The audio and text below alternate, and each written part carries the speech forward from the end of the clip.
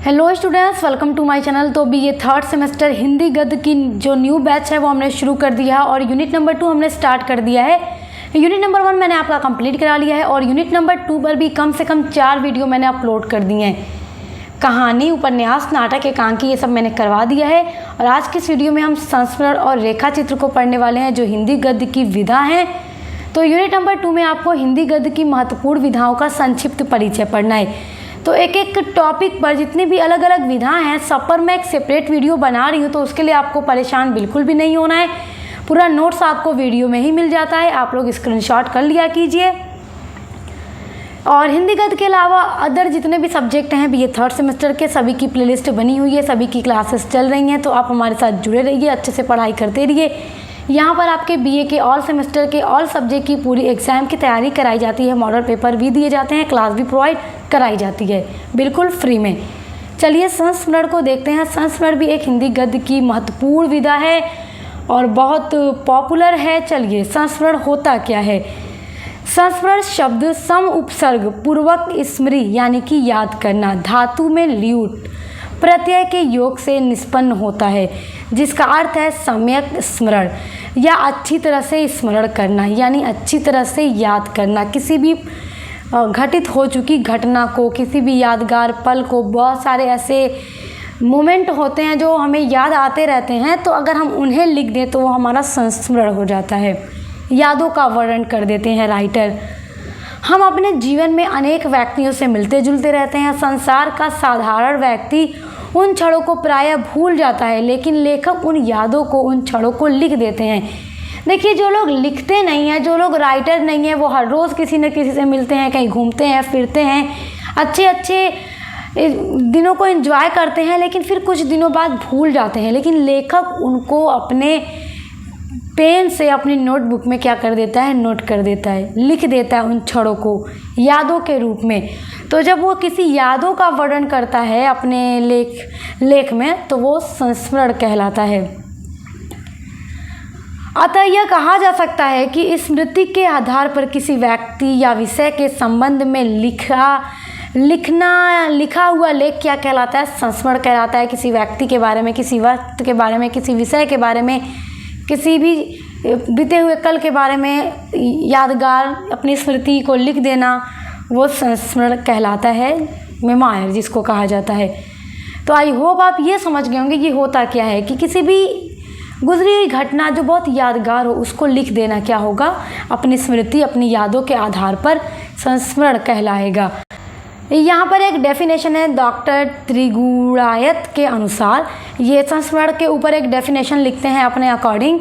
ये लिखते हैं कि भावुक कलाकार जब अतीत की अनंत स्मृतियों में से कुछ स्मरणीय अनुभूतियों को अपनी कोमल कल्पना से अनुरंचित कर व्यंजनामूलक संकेत शैली में अच्छे व्यक्तित्व की विशेषताओं से विशिष्ट बनाकर रोचक ढंग से यथार्थ रूप से व्यक्त कर देता है, तो वो क्या कहलाता है, संस्मरण कहलाता है। देखिए कितनी अच्छी ये डेफिनेशन है कि 4 लाइन में पूरा अर्थ क्लियर हो जाता है संस्मरण का। अब देखते हैं संस्मरण का क्या स्वरूप है। इसमें लेखक किसी व्यक्ति या वस्तु या किसी घटना का बहुत ही रोचक, इंटरेस्टिंग और कलात्मकता के साथ चित्रण प्रस्तुत करता है। ये नहीं कि बस लिख के छाप दे, इतने अच्छे अंदाज से लिखता है कि पढ़ने वाले को भी बहुत इंटरेस्टिंग लगता है और अच्छा लगता है, मज़ा आता है। वह उस व्यक्ति के व्यक्तित्व के उन सभी आवश्यक पक्षों पर बल देता है जो उसके स्वरूप, आकार, रंग रूप, स्वभाव, व्यवहार आदि से संबंधित होते हैं। किसी व्यक्ति के बारे में अगर लेखक लिख रहा है अपने संस्मरण में, तो इस तरीके से इन सभी अंगों को शामिल करता है ताकि वो पढ़ने में क्या लगे, इंटरेस्टिंग लगे, रोचक लगे। देखिए जो आत्मकथा होती है ये भी आपको पढ़ना है। ये भी हिंदी गद्य की एक विधा है, आत्मकथा जिसे ऑटोबायोग्राफी कहते हैं। तो ये तो आप जानते ही हैं, आप पढ़ चुके हैं कि इसमें राइटर क्या करता है, खुद ही पात्र होता है, स्वयं होता है, अपने ही जीवनी को लिखता है अपने हाथों से, तो वो आत्मकथा है। तो आत्मकथा और संस्मरण में अंतर बस इतना ही होता है कि आत्मकथा में जो प्रमुख पात्र यानी कैरेक्टर होता है वो लेखक स्वयं होता है, और संस्मरण में प्रमुख पात्र कोई और होता है, किसी और के बारे में लिखता है राइटर, तो इसमें कोई और होता है। आत्मकथा में राइटर स्वयं खुद होता है। अब देखते हैं संस्मरण की विशेषताएं। क्या क्या इसकी विशेषताएं हैं। पहली इसकी विशेषता है संस्मरण यथार्थ पर आधारित होती है। दूसरी इसकी विशेषता है कि संस्मरण लेखक की व्यक्तित्व अनुभूतियों पर भी आधारित होती है। तीसरी विशेषता है संस्मरण में लेखक जिस वस्तु का भी वर्णन करता है तो साथ साथ अपने विषय में अपनी मन स्थिति या ऊपर पड़ने वाले प्रभाव को भी प्रस्तुत करता है कि राइटर उस चीज़ पर अपने क्या विचार, क्या अपना प्रभाव डालेगा अपने लेख पर। चौथी विशेषता यह है कि संस्मरण में लेखक आत्म तत्व, संवेदना और अनुभूति का सुंदर समावेश होता है। पांचवी विशेषता है संस्मरण में संस्मरणकर्ता और स्मरणीय दोनों की समापन स्थिति होती है। जो वर्णन कर रहा है, जो स्मरणीय है, दोनों की इसमें समापन स्थिति होती है। देखिए एग्जाम में जब आपसे क्वेश्चन पूछेगा तो संस्मरण का अर्थ, परिभाषा, स्वरूप और ये विशेषताएं पूरा आप लिख दीजिएगा अगर लॉन्ग में पूछेगा। और ऐसे तो शॉर्ट में पूछेगा संस्मरण क्या है या संस्मरण को परिभाषित कीजिए या उसका रूप लिखिए, अलग अलग से पूछेगा तो भी ये नोट्स आपके काम आएगा। हिंदी गद्य की जो अगली महत्वपूर्ण विधा है वो है रेखा चित्र, और हर एक आपके एग्जाम के पॉइंट ऑफ व्यू से इम्पॉर्टेंट है। क्वेश्चन आपका कहीं से भी बन सकता है, इसलिए हर वीडियो को डिटेल में देखा कीजिए जो वीडियो मैं अपलोड करती हूँ, क्योंकि कोई भी टॉपिक हो आपके सिलेबस का मैं छोड़ती नहीं हूँ। ऑल यूनिट्स के ऑल टॉपिक मैं कंप्लीट कराती हूँ, सिर्फ इसलिए कि कहीं से आपका क्वेश्चन आ जाए तो आप लोग परेशान ना हो। आप लोग पढ़े रहेंगे तो आप लोग आसानी से एग्ज़ाम में लिख कर आएंगे और आप लोग परेशान भी नहीं होंगे।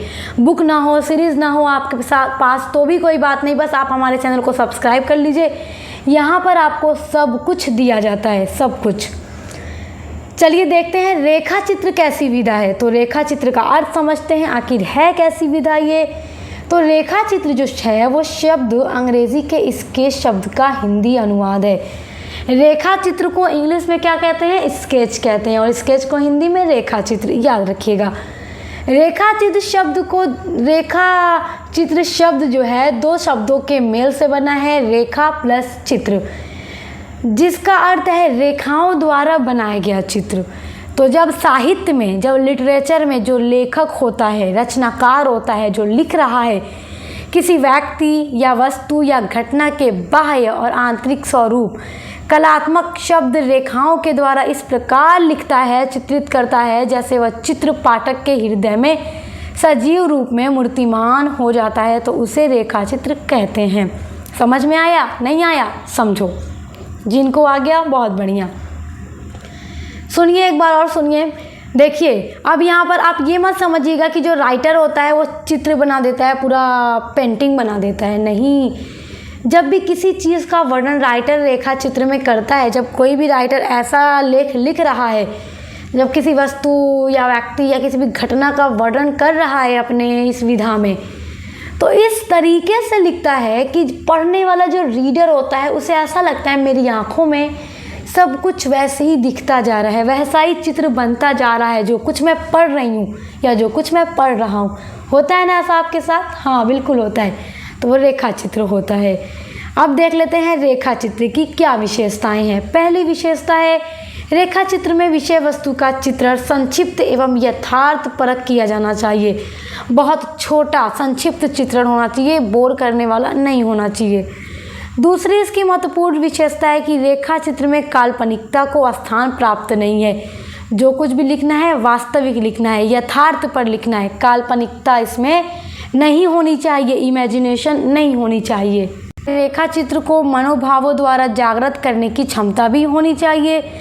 चौथी विशेषता है रेखा चित्र की विषय वस्तु व्यक्ति, वस्तु, दृश्य, घटना आदि कुछ भी हो सकती है। मतलब इसमें जो थीम होगी वो व्यक्ति भी हो सकता है, वस्तु भी हो सकती है, कोई दृश्य भी हो सकता है, कोई घटना भी हो सकती है।